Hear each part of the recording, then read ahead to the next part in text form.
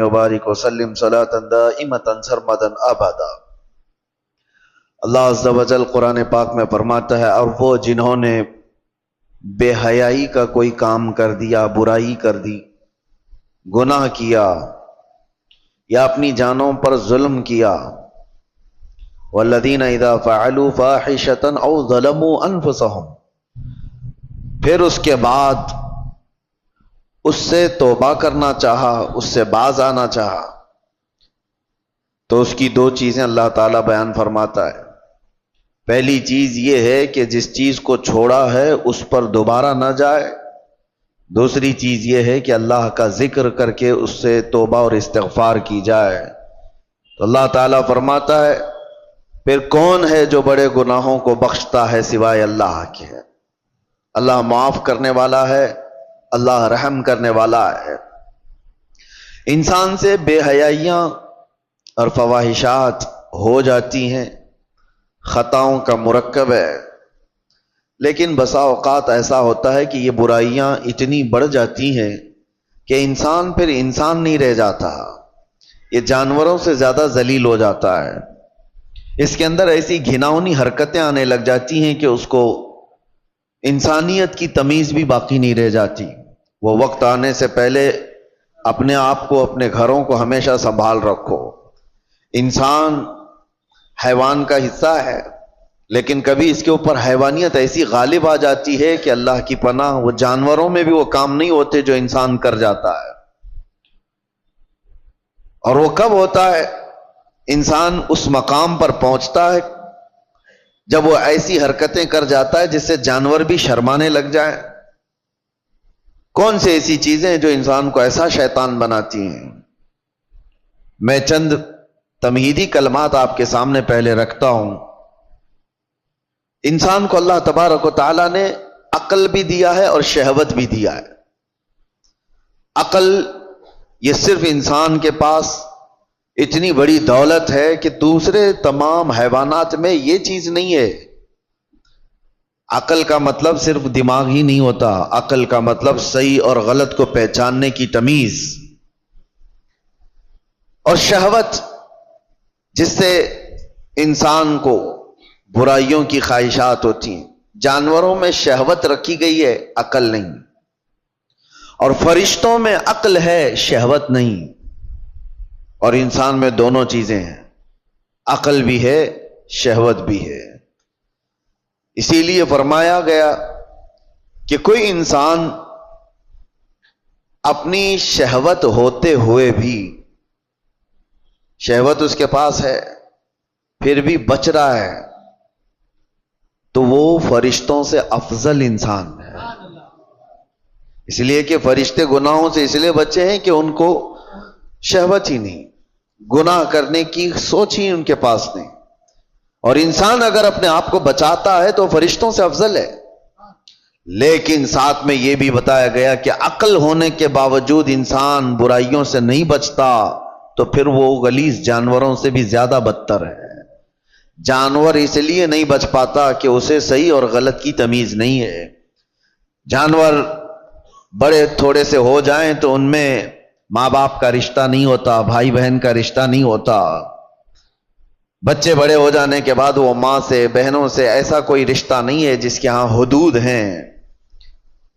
اس لیے جانوروں کے ہاں وہ کوئی بات ہی نہیں رہ جاتی۔ لیکن انسان کو اللہ تعالیٰ نے عقل دیا ہے، تمیز دیا ہے اور حدود بیان کیا ہے۔ اگر وہ عقل کا استعمال نہ کرتے ہوئے ان بے حیائیوں میں اپنے آپ کو مبتلا کرتا ہے تو جانور سے زیادہ ذلیل ہے۔ اب ہمیں خود کو معلوم کر لینا چاہیے کہ ہم کون سی کیٹیگری میں آتے ہیں، شہوت کے غلام ہیں یا پھر عقل کا استعمال کر کے گناہوں سے بچنے والے لوگ۔ مجھے بڑی تکلیف ہو رہی ہے، میں تو سفر میں تھا، آج اتفاقاً آپ کے ہاں حاضر آ گیا، لیکن کیا یہ ہاشمی مسجد کے جمعہ کا منظر ہے جو 1:30 بجے 2 صف بھی نہ ہوتی ہو؟ کیا یہ وہی مسجد ہے جہاں پر 12:30 بجے قدم رکھنے کی جگہ نہ ہوتی ہو؟ کیا ہو گیا ہے لوگوں کو؟ کس وجہ سے مسجدوں سے دوری؟ صرف یہ ایک مسجد میرے سامنے ہے، باقی کے حالات اور بھی گرے ہوئے ہیں. خصوصاً ہمارے شہر کے متعلق جب میرے پاس باتیں آئیں تو دل دکھتا ہے. نوجوانوں کی ایک بہت بڑی جماعت آج ایسی عیاشیوں میں مبتلا ہے. اللہ کی پناہ، اللہ کی پناہ. میں نے وہ چیزیں باہر پوش علاقوں میں نہیں سنا تھا جو یہاں سننے کو مل رہی ہیں. کیا مسلمانوں میں ایسا کوئی مقدمہ ہو سکتا ہے کہ بھائیوں نے مل کر کے اپنی بہن سے زنا کیا ہو؟ یہ معاملات یہاں پر موجود ہیں، پائے جا رہے ہیں. کلیجہ منہ کو آتا ہے بیان کرنے میں. یہ کون سی قوم میں آ گئے؟ کیا یہ رسول اللہ صلی اللہ تعالی علیہ وسلم کی وہ امت ہے جس کو قرآن نے خیر امت کہا تھا؟ کیا وہ نوجوان ہیں؟ ہمارے جو علاقے یہاں پر میجورٹی کے ہیں، پولیس کے ڈپارٹمنٹ کے اور دوسری جگہوں پر وہ مذاق کی جگہ بنے ہوئے ہیں. اگر ان علاقوں کا نام لے لو تو لوگ شرماتے ہیں. میرے عزیزو، یہ کس کی ذمہ داری تھی ان بے حیائیوں سے روکنے کی، ان فواحشات سے اپنے نوجوانوں کو روکنے کی؟ حیرت ہوتی ہے کہ دو چار حاجی صاحب ہمارے سامنے بیٹھ کر کے واقعات بیان کر رہے ہیں. اس محلے میں ایسا چل رہا ہے، اس محلے میں ایسا چل رہا ہے. دل پر چھریاں چلتی ہیں اور افسوس آپ کے اوپر ہوتا ہے. آپ ان سب کو تماشا سمجھ کر کے بیان کر رہے ہو. امت لٹ رہی ہے اور آپ کہانیاں بیان کر رہے ہو. تمہارے گھر سے تمہاری بیٹی اور تمہارے بیٹے کے ساتھ یہ تمام حرکتیں ہوتی ہوں تو کیا محلے میں اسی طرح چرچے کرتے ہوئے بیان کرو گے؟ ذمہ داری کس کی تھی؟ اور میں اکثر یہاں پر کہا کرتا تھا جب یہاں موجود تھا کہ ایک بہت بڑی نعمت ہے ہمارے ان علاقوں میں کہ آج بھی ہماری مسجدوں میں یہ جماعت کا جو سسٹم ہے، متولی ہونا، اراکین ہونا جماعت کا، ان کا جو ہولڈ ہے وہ دوسرے علاقوں میں آپ کو نہیں ملے گا. آپ جاؤ شمال ہند میں، دوسرے علاقوں میں کوئی ایسی مضبوطی نہیں نظر آتی ہے کہ مسجد کی کوئی کمیٹی پورے محلے کو سنبھال سکتی ہو، ان کے مسائل کا حل کرتی ہو. یہ سب سسٹم دوسری جگہ نہیں ہے، یہ تمہارے پاس موجود ہے. لیکن یہ جماعتوں کے اراکین جو بھی مسجدوں کے بن گئے، انہوں نے اپنی ذمہ داریاں فراموش کر دی. اب ان کو لگتا ہے کہ صرف اور صرف کمیٹی بنانا ہے، مسجد دیکھنا ہے. محلے سے ان کی بھی نظریں ختم ہو گئی. ہم دیکھ رہے ہیں کئی محلے ایسے ہیں جن میں نوجوان، پہلے کیا کسی کی ہمت ہوتی تھی کہ جماعت والوں کے سامنے کوئی بچے آ کر کے ایسی حرکتیں کریں یا ان کے سامنے بے حیائی کریں؟ ہوتا یہ تھا، ڈر تھا محلے والوں کو کہ ہمارے نکاح منگنی ولیمے بھی ہونے ہیں، کبھی جماعت سے بائیکاٹ نہ ہو جائے. ڈر لگتا تھا لوگوں کو محلوں میں کہ کسی کے گھر پر نظر نہ ڈالی جائے ورنہ جماعت میں فیصلہ چلا جائے گا تو بے عزتی ہو جائے گی. اور آج یہ پوزیشن آ گئی کہ جماعت کو کوئی گنتا نہیں. تم اگر اپنا وقار کھوتے چلے جاؤ گے تو میرے عزیزو آنے والی نسلوں کے لیے بہت بڑا خطرہ ہے، بہت بڑا چیلنج ہے. میں دیکھ رہا ہوں ان چھوٹے بچوں کو ہمارے، اب میں ہر ایک کا نام لے کر کے ذکر کروں تو ظاہر سی بات ہے دنیا بھر میں باتیں وائرل ہوتی ہیں، لیکن سمجھنے والے سمجھ سکتے ہیں. اسکول کے چوتھی کلاس کے بچے کو، چوتھی کلاس کا بچہ مشکل سے میرے خیال سے 9 سال کی عمر کا ہوتا ہوگا، اس کے دادا میرے پاس لے کر کے آئے اور کہتے ہیں کہ یہ نشہ کرتا ہے. میں کہا کون سا نشہ کرتا ہے یہ؟ کون سا نشہ؟ نشہ تو لوگ بیڑی سگریٹ گٹکا کو بھی سمجھ جاتے ہیں، بولتے ہیں. بہت سارے لوگوں کو ایسا لگتا ہے، اس کو بھی نشہ سمجھتے ہیں، اور بڑے جو پرانے ہوتے تھے اس سے بھی بچتے تھے. تو ان کے دادا نے، بچے کا جو دادا ہے پوتے کو جو لے کر کے آیا، کان پکڑ کر کے کہتا ہے کہ حضرت مجھے تو پتہ نہیں یہ کون سی چیز ہے، لیکن سنا ہے کہ یہ چرس ہے، گانجا ہے، افیون ہے، یہ تمام چیزیں. حیرت ہوئی. 9 سال کا بچہ سے پوچھا کہاں سے تمہارے پاس یہ سب چیزیں آئیں؟ کہا اسکول میں تو مل جاتی ہیں، باہر سے کوئی بھیا آتے ہیں اور دے بھی دیتے ہیں. میرے عزیزو ذمہ داری کا احساس کرو. یہ وہ بچے ہیں جو امت کا مستقبل ہیں. درد ہوتا ہے ان نوجوانوں کو دیکھ کر کے میرے مصطفیٰ کریم صلی اللہ تعالی علیہ وسلم کی یہ بھولی امت جس کے لیے میرے آقا رات رات بھر کھڑے ہو کر کے رویا کرتے تھے، آج وہ امت کا یہ حال ہے کہ اپنے نبی رحمت صلی اللہ تعالی علیہ وسلم کی تعلیمات کو پیٹ پیچھے ڈال چکی۔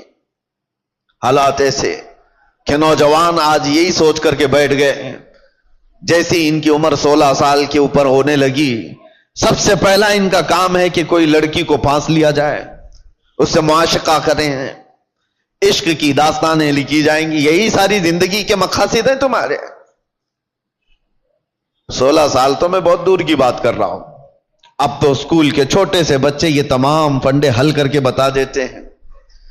فیس بک، انسٹا، یہ تمام چیزیں چھوٹے چھوٹے بچوں کے ہاتھوں میں موجود ہے، اور وہ پرانے زمانے کے بوڑھوں سے زیادہ جانتے ہیں۔ بے حیائیوں کا دور آ گیا۔ اب مجھے وہ حدیث یاد آتی ہے، ابھی جسٹ مسجد میں آتے ہوئے قبرستان کے پاس سے گزر رہا تھا، دماغ میں یہ ساری باتیں گھوم رہی تھی، جب کسی نے آ کر کے مجھ سے یہ کہا کہ یہاں وہ معاملہ بھی ہے کہ بھائیوں نے بہن کے ساتھ زنا کیا ہے۔ قبرستان دیکھتے ہوئے مجھے میرے مصطفیٰ کی وہ بات یاد آئی۔ اللہ کے نبی صلی اللہ تعالی علیہ وسلم نے ارشاد فرمایا تھا، ایک دور تم پر ایسا آئے گا کہ تم قبرستان کے پاس سے گزرو گے تو تمہیں یہ خیال آئے گا کاش میں اس میں ہوتا تو زیادہ اچھا ہوتا، کیونکہ جو جا چکے، جو دفن ہو چکے، وہ بہت سارے فتنوں سے محفوظ ہو گئے ہیں۔ ہمارا حال ہے ابھی مقابلے کا، ہمیں یہ چیلنجز کا مقابلہ کرنا ہے، گناہوں کا ایسا دور دورہ ہے، کس سے کہا جائے۔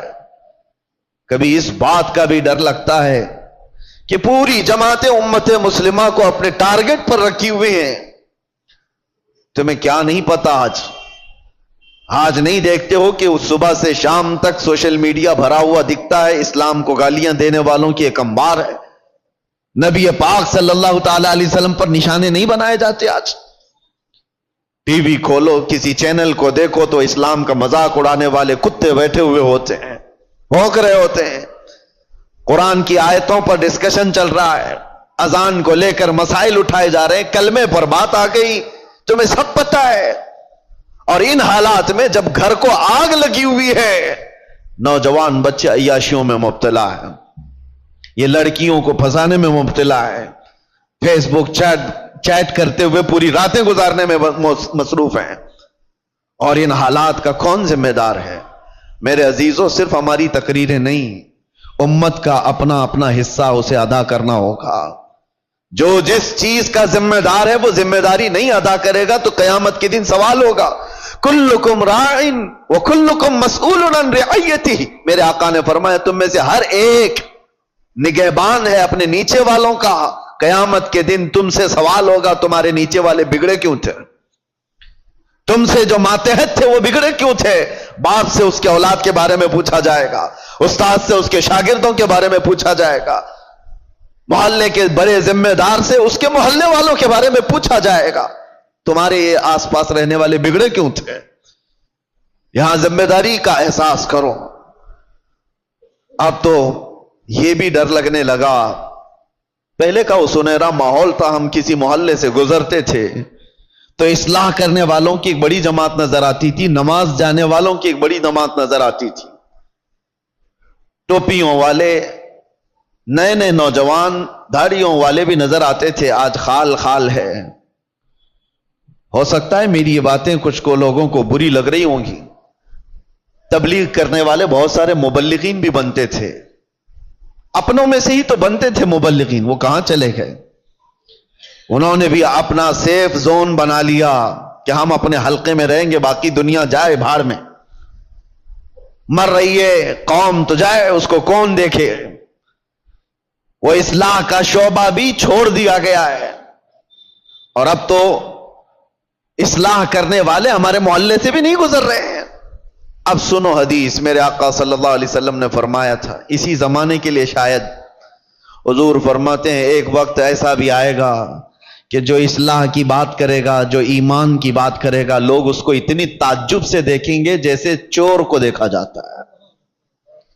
داڑھی والے کو، ٹوپی والے کو، اصلاح کی بات کرنے والے کو حضور فرماتے ہیں جیسے زنا کرنے والے کو عیب سے لوگ دیکھتے ہوں گے، تانا دیں گے، اسی طرح سے ایک وقت ایسا آئے گا کہ مومن کو تانا دیا جائے گا، یہ دیکھو یہ مسلمان ہے، یہ دیکھو یہ ٹوپی والا ہے، یہ داڑھی والا ہے۔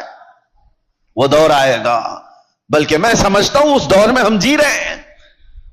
لوگ آج کیوں اپنے آپ کو ماڈرن اور اپنے آپ کو سیکولر بننے کی کوشش کر رہے ہیں؟ کیوں؟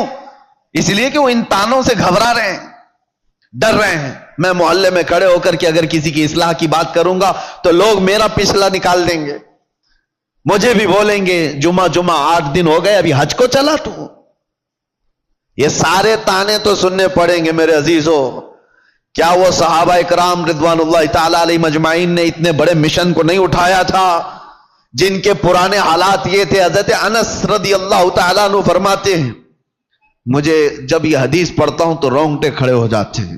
عشق اور محبت کہتے کسے ہیں؟ حضرت انس کہتے ہیں شراب ابھی حرام نہیں ہوئی تھی، مدینے میں لوگ شراب پیتے تھے، سب دھیرے دھیرے شراب حرام کی گئی ہے۔ ایک وقت ایسا آیا تھا کہ شام کا وقت تھا، قہبہ خانے جہاں پر شراب بکتی تھی لوگ آ کر کے بیٹھ کر کے پیتے تھے جیسے ہوٹل ہوتے ہیں۔ حضرت انس کہتے ہیں میں شراب لوگوں کو پیالوں میں بھر کر دیا کرتا تھا۔ اچانک مدینے کی گلیوں میں آواز آئی، کوئی ڈنڈورچی اعلان کر رہا تھا یا ایھا المسلمون قال رسول اللہ صلی اللہ علیہ وسلم حرمت الخمر، اے مسلمانوں اللہ کے نبی نے فرمایا شراب حرام ہو گئی۔ اعلان کانوں میں سنا، حضرت انس کہتے میرے ہاتھ سے پیالی گر گئی۔ 50 سال 60 سال پرانی شراب وہ لوگ جمع کر کے رکھتے تھے، ایسے نہیں نئی نئی شراب، 50 سال پرانی مٹکوں میں جمع کی ہوئی شراب ہوتی تھی ان کی پینے والی، اس پہ فخر کرتے تھے۔ حضرت انس کہتے میں نے تو پیالی چھوٹ گئی، لوگ جو بیٹھے ہوئے تھے کوئی اپنے منہ سے لبوں تک لگایا ہوا تھا وہیں سے اس نے پٹک دیا، آواز آئی وہیں سے پھینک دیا کہ اللہ کے نبی نے فرمایا حرام ہو گئی، پٹک دیا۔ میں سوچتا ہوں کبھی پڑھتا ہوں تو رونگٹے کھڑے ہوتے ہیں، کیا صحابہ میں یہ فرما برداری کا جذبہ تھا؟ ان کے کانوں میں صرف بات پڑی، وہ بھی ڈائریکٹ رسول اللہ کی نہیں، کوئی اعلان کرنے والا بیان کر رہا ہے۔ وہ یہ سوچ تو سکتے تھے کہ ابھی قانون آیا ہے، امپلیمنٹ ہونے میں ٹائم لگ سکتا ہے، آج کا تو پی لیں، کل جا کر کے حضور سے بات کر لیں گے کہ صحیح میں حرام ہوئی یا نہیں، کنفرمیشن کے بعد چھوڑ دیں گے۔ نہیں، صرف کسی ایک مسلمان کی آواز آئی کہ اللہ کے نبی نے فرمایا، وہ صحابہ نے توڑ دیا مٹکے، 50 سال پرانے۔ حضرت انس کہتے رات ہوتے ہوتے مدینے کی ساری نالیاں شراب سے بہ رہی تھی، جن کے ہاں جو جو جمع رکھا تھا سب اٹھا کر کے پھینک دیا۔ یہ امت تھی میرے مصطفیٰ کی، یہ وہ صحابہ کی فرمانبرداری تھی۔ اس کو کہتے ہیں عشق، اس کو کہتے ہیں محبت۔ کانوں میں بات پڑ جائے اپنے آقا کی تو چھوڑ دے بندہ اس چیز کو۔ کیا آپ تب کو یہ نہیں پتا ہے کہ گناہوں کے اڈوں پر جانے کی اجازت اسلام نہیں دیتا؟ میرے آقا صلی اللہ تعالی علیہ وسلم نے شراب حرام کی ہے، نشہ حرام ہے، تو وہ نوجوان کیسے آج نشہ کو چھوتا ہے، اپنے نبی سے محبت کی دعوے کرتا ہے؟ محبت ہے ہی نہیں، عشق کی بات ہی نہیں۔ رائی کے دانے کے برابر بھی اگر دلوں کے اندر ایمان ہو، میرے آقا سے محبت ہو تو آ جاؤ، باز آ جاؤ میرے عزیز ہو۔ اے نوجوانوں، وقت بہت تیزی سے ڈھل رہا ہے، آپ کو پتہ بھی نہیں۔ آج میں اس مقام پر آپ کے سامنے کھڑا ہوں، آپ کو اندازہ ہے مجھے تو کچھ نیا نہیں لگتا، لیکن 10 سال کے بعد ہم یہاں کھڑے ہیں، 10 سال گزر چکے۔ میں پیچھے پلٹ کر کے دیکھتا ہوں تو سوچتا ہوں کیا ایک عشرہ، ایک دہائی گزر گئی ہماری زندگی کی، 10 سال کے بعد اس مسئلے پہ پھر آئے۔ یہ 10 سال کا عرصہ اتنی تیزی سے گزر رہا ہے تو یاد رکھو موت بہت تیزی سے تمہارے قریب آ رہی ہے، بہت تیزی سے۔ اور حضور پاک صلی اللہ تعالی علیہ وسلم کی وہ حدیث بھی میں آپ کو سناؤں، قیامت کے قریب ایسے حالات ہوں گے کہ بچے جوان نظر آئیں گے اور جوان بوڑھے نظر آئیں گے۔ کیا آج نہیں معلوم آپ کو؟ بچوں کے اندر جو حرکتیں ہیں وہ جوانوں سے کی جیسی ہیں۔ 6 سال کے 7 سال کے بچے بالغ لوگوں کی باتیں کرتے ہیں، جوانی ابھی سے آئی ہوئی لگتی ہے، اور جوانوں کو دیکھو یہ سب ٹوٹے بکھرے ہوئے، ارے 20 سال 22 سال کی عمر میں سفید بال، اور یہ بوڑھے لگنے لگ گئے۔ ان کی زندگیاں 30 سال کو جاتے جاتے ریٹائرڈ ہو گئی، گھروں کے حالات خراب ہو گئے. کتنے ایسے ہیں. ارے جوانی کس کو کہا جاتا تھا پتہ ہے؟ 40 سال کے بعد جوانی شروع ہوتی، جس کو مضبوط جوانی کہا جاتا. آج 40 سال میں بوڑھا ہے آدمی، بوڑھا ہے. قیامت کے اتنے قریب ہم آ چکے. میرے آقا نے فرمایا تھا ایک دور آئے گا کہ جب بچے جوان نظر آئیں گے اور جوان بوڑھے لگنے لگیں. ان حالات کا باریکی سے آپ مطالعہ کرو میرے عزیزو. اب ہمیں تقریروں کے اعتبار سے کوئی ایک مقرر، ایک خطیب سمجھ کر کے ایک ٹرینڈ کے حساب سے مت لو.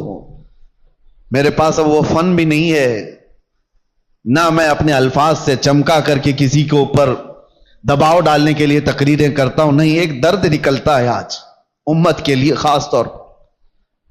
بہت جلدی وہ دن بھی آ جائے گا، شاید اعلان ہو جائے کہ ہم بھی مر گئے، دنیا سے نکل گئے.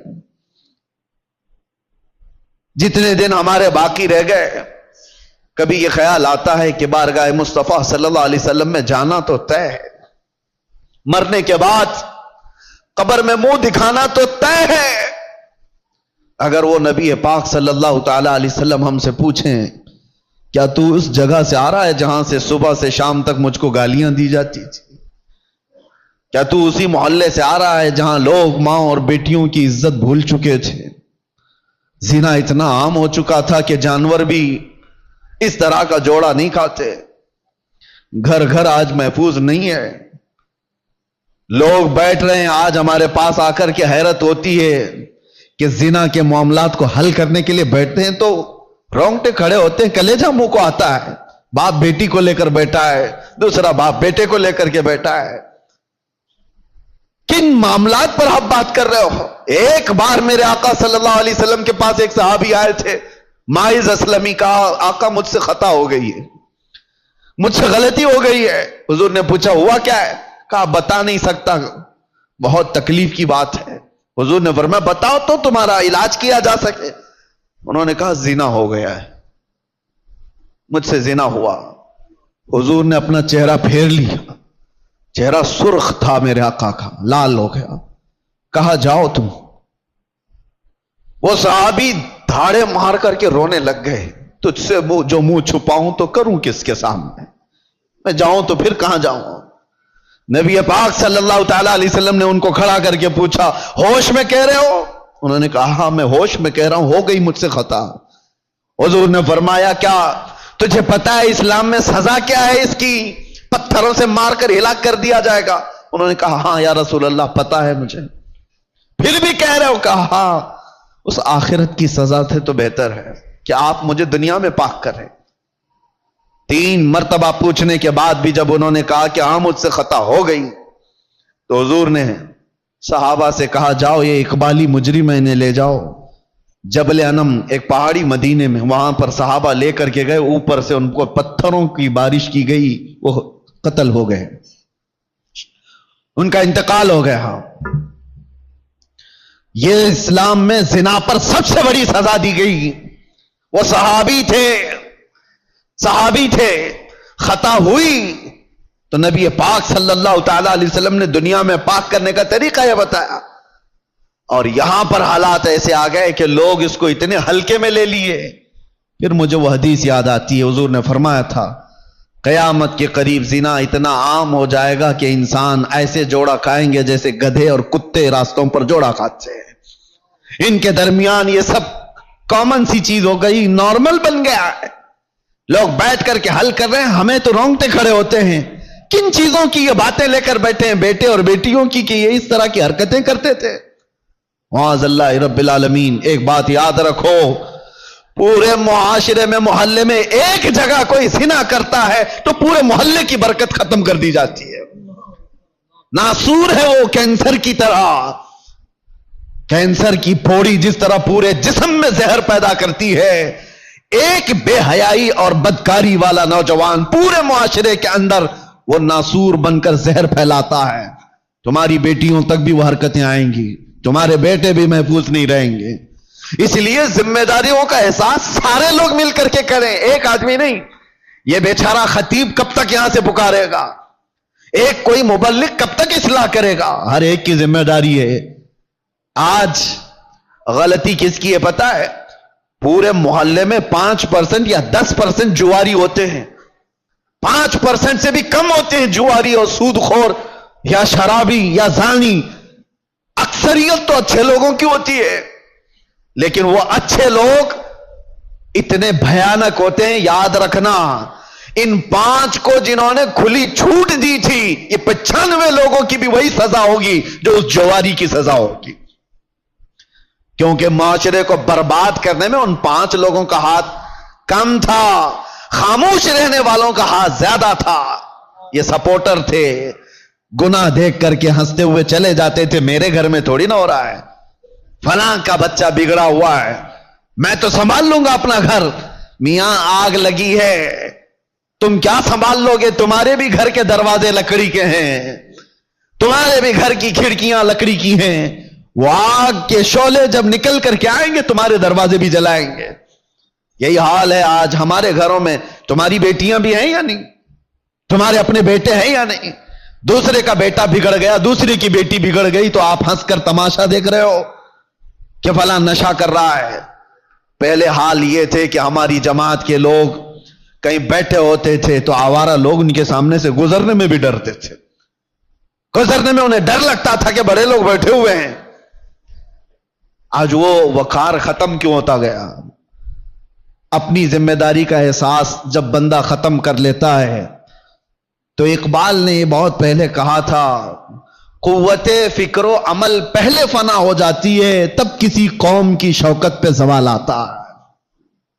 سوچنے سمجھنے کی صلاحیت پہلے یہ ختم ہو جاتی ہے تب جا کر کے قوم کے اندر بدکاریاں پھیل جاتی ہیں، یہ زبوں حالی کا شکار ہوتی ہے.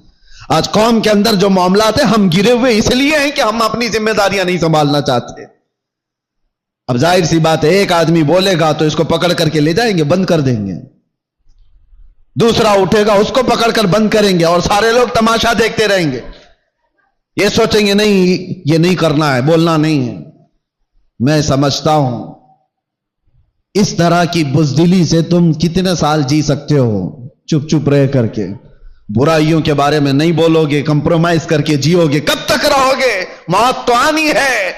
تو جب مرنا ہی ہے تو گیدڑ کی 100 سالہ زندگی سے شیر کی 1 دن کی زندگی بہتر ہے. حق بات کرو، لوگوں کی اصلاح کرو اور دنیا سے عزت کے ساتھ جاؤ.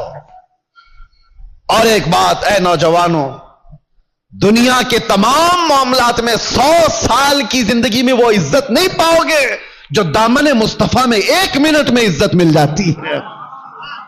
میرے آقا کے قدموں سے لپٹ کر 1 منٹ کی جو زندگی تمہیں عزت دیتی ہے وہ دنیا داروں کی 100 سال کی نوکری تمہیں عزت نہیں دے سکتی.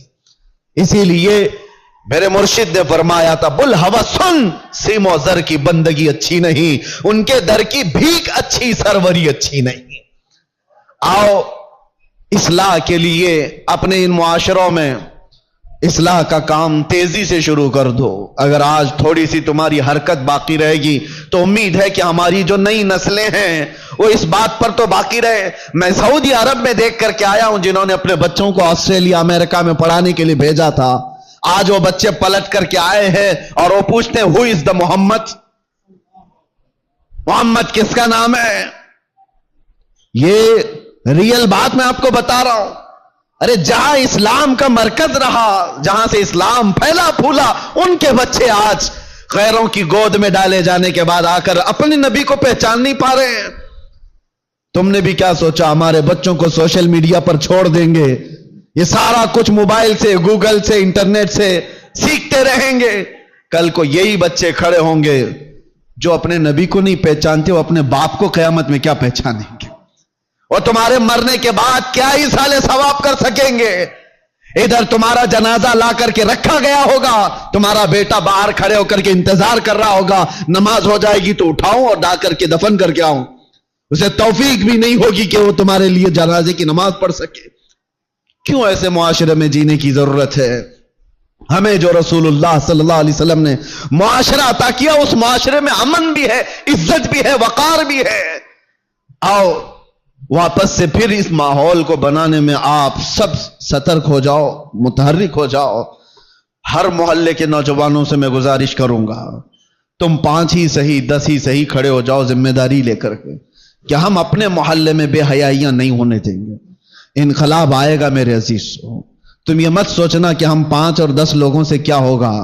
تم اپنی طاقت پر کبھی مت جانا، اس لیے کہ وہ رب العالمین ارحم الراحمین، اس کی طاقت کا تمہیں اندازہ بھی نہیں ہے. اس کی طاقت کا اندازہ نہیں ہے. آج سے 5 سال پہلے ہبلی کی ایک مسجد سے 50 لوگوں کے بیچ میں نے ایک پاکھنڈی کو اعلان کیا تھا. آپ کو پتا ہوگا ہم نے یہاں سے موبائل کا چیلنج کیا کیا تھا. یہ رب العالمین کا کرم ہے کہ پوری دنیا کے خطے خطے میں وہ آواز پہنچائی گئی. جس کو پہنچنا تھا اس کو بھی پہنچی. تو کبھی یہ مت سوچنا کہ میرے ایک کے چاہنے سے کیا ہوگا. بہت کچھ ہوتا ہے. آواز اٹھا کر کے تو دیکھو، اصلاح کے لیے کھڑے ہو کر کے تو دیکھو. بازو ہمارے کمزور ہیں، رب العالمین کی طاقت کمزور نہیں ہے. تم اگر کھڑے ہو گئے اصلاح کے لیے تو اللہ تعالیٰ غیب سے اسباب پیدا فرمائے گا. ایک نہیں مانے گا، 2 نہیں مانیں گے. ہو سکتا ہے کوئی تو جیالا ہوگا جو تمہاری دعوت پر لبیک کہے گا. تم اپنے گھر کی دعوت تھوڑی نہ دے رہے ہو. اگر 5 نوجوان کھڑے ہو گئے ہر محلے سے اور وہ دوسرے بچوں کی اصلاح کے لیے کوشش کرتے رہے، خدارا کبھی یہ مت کہنا کہ ہماری ٹیم میں آ جاؤ، ہماری ٹیم میں آ جاؤ، ہماری تنظیم میں آ جاؤ. ایک بات میں بتاتا ہوں، اس امت کی ایک رگ کو میں جانتا ہوں، یہ جتنی بھی بگڑی ہوئی ہو، باپ کا واسطہ، ماں کا واسطہ، استاد کا واسطہ، پیر کا واسطہ، ہو سکتا ہے ناکام ہو جائے. بگڑے ہوئے نوجوان کو ایک بار آمینہ کے لال کا واسطہ دے کر کے دیکھو، ایک بار میرے مصطفیٰ کے نام کا واسطہ دے کر کے دیکھو. اللہ تبارک و تعالیٰ اس کے ذہن و دماغ میں محبت پیدا کر ہی دے گا. یہ بگڑا ہوا ہے لیکن آج بھی اپنے نبی سے محبت رکھتا ہے، اور اسی محبت کا واسطہ دے کر کے اصلاح کا کام کرو. ورنہ آج جو میں سن کر کے آیا ہوں، کھڑے ہونے کی ہمت بھی نہیں تھی، اتنی دیر میں بول لیا. کھڑے ہونے کی ہمت نہیں تھی. بتاؤ میرے عزیزو، جس کے علاقے میں آ کر کے اس کو یہ خبر دے دی جائے کہ آپ کے علاقے میں بھائی بہن سے زنا کر رہا ہے، اسے بولنے کی کیا جرت ہوگی؟ اسے کھڑے ہونے کی کیا طاقت ہوگی؟ دل دکھتا ہے. امت مصطفیٰ صلی اللہ تعالی علیہ وسلم اس پوزیشن پر آ گئی کہ ہم غیروں میں بھی یہ بات نہیں سن پاتے. غیروں میں یہ بات نہیں سن پاتے. مسلمانوں کے گھروں میں یہ چیز ہو سکتی ہے. اس لیے آج میرا یہ پیغام ہے، اگر سارے لوگ ذمہ داریوں کا احساس نہ کریں گے تو کل کو پکڑ ہماری بھی اور تمہاری بھی ہوگی. جماعت کے اراکین، اپنی ذمہ داریوں سے بھاگو مت. اللہ نے تمہیں کسی خاص مقصد کے لیے اس مسجد کی خدمت عطا کی ہے. ہر مسجد کے لیے کہہ رہا ہوں، اسی مسجد کی بات نہیں. تم اپنا کھویا ہوا وقار اٹھاؤ، سنبھالو. 2-4 لوگ تمہارے ان فیصلوں کے خلاف ہو جائیں گے، کوئی پرواہ نہ کرو. تم اگر اس زمام کو مضبوطی سے پکڑ لو گے کہ معاشرے میں ان بے حیائیوں اور گندگیوں کو ہم ہونے نہیں دیں گے، تو ہو سکتا ہے 2-4 لوگ مخالف ہوں گے، لیکن دیکھنا اللہ تعالیٰ تمہاری غیب سے مدد کے لیے فرشتوں کو اتارے گا کہ امت مصطفیٰ کی اصلاح کے لیے بیٹھا ہوا ہے. دنیا کوستی ہے تو کوسے، لیکن آپ اپنی ذمہ داری پوری کرو. کوئی بچہ بگڑتا ہے تو معاشرے کے ذمہ دار اراکین جماعت اس کا بہت باریکی سے جائزہ لے اور اس پر پکڑ بنا ہے، ورنہ ہاتھ سے نکل جانے کے بعد پھر اصلاح نہیں ہوتی. اللہ تبارک و تعالی ہم کو خیر امت میں جس طرح سے رکھا ہے، ہمیشہ خیر امت کے اس لقب کو سنبھالنے کی توفیق عطا فرمائے. رب تبارک و تعالی ہمارے اس بگڑے ہوئے معاشرے کو پھر سے اصلاح کی توفیق عطا فرمائے.